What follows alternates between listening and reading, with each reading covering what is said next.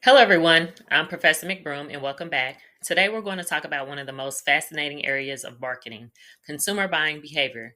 If you ever wonder why you buy what you buy or why you sometimes regret it later, this is going to give you the answers.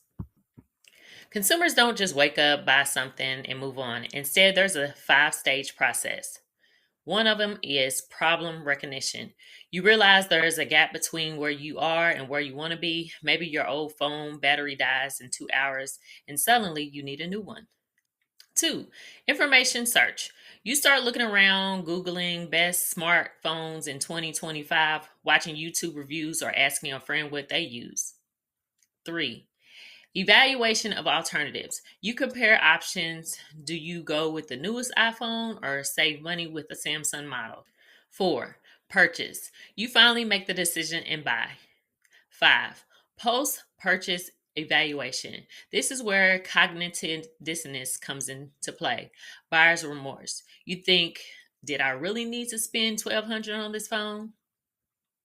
Here's a real world example. After buying a car, many dealerships will call you a week later to check in. They aren't just being friendly, they're trying to reduce the cognitive dissonance and reassure you that you made the right choice. Not every purchase follows the full five steps, it depends on the involvement level. Routinization response behavior. These are low cost, everyday buys. Think toothpaste, milk, or grabbing a Starbucks coffee.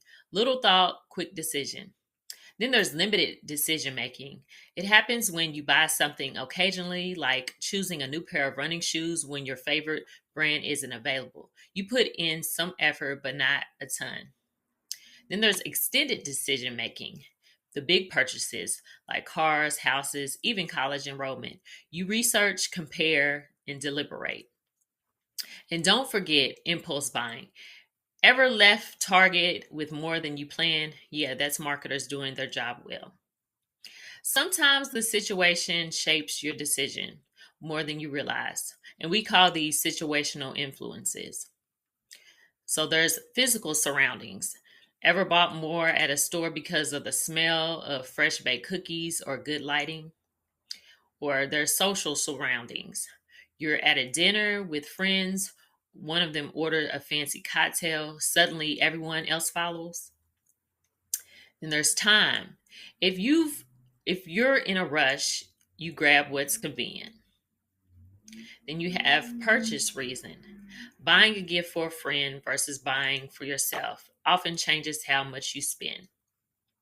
And then we have mood and condition. Ever gone to a grocery store hungry? That's enough said. You start picking up a whole bunch of stuff that you didn't plan on. Then there are psychological influences. This is where marketing meets human psychology. You have perception.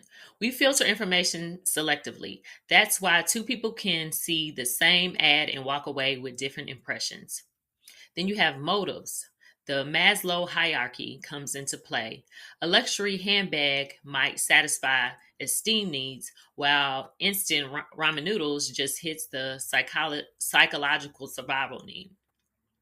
Then there's learning. Think of how free samples at Costco turn into purchases.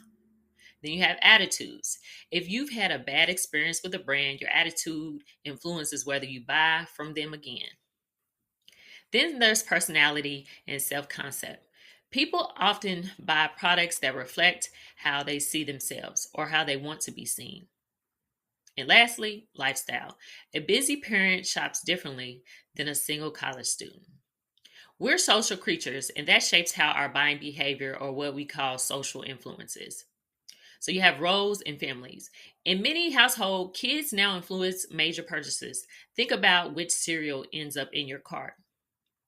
Then there's reference groups. Maybe you buy a brand because your peers do, or you avoid it because you don't want to be associated with a certain group. Then you have digital influences. Online reviews, TikTok influencers, and Instagram ads shape decisions more than traditional ads these days. Then there's culture and subculture. What's popular in one culture may not resonate in another. For example, spicy snack flavors are marketed heavily to Hispanic consumers in the US because of the cultural taste preferences. Not every buying behavior is positive. Shoplifting, pirating music, or abusing return policies are all forms of consumer misbehavior. Companies now even invest in security technology or customer service training just to manage these behaviors. An example of this, Home Depot has an entire team dedicated to catching organized shoplifting rings. It's not just petty theft, it's big business. So, in closing, why does all of this matter? Because understanding how consumers think, feel, and behave is the heart of marketing. If you can predict what motivates buyers, you can design products, ads, and experiences that truly connect. Thanks for watching. If you found this breakdown helpful, hit like, subscribe for more marketing topics, and drop a comment with the last thing you bought on impulse. I'll see you in the next one.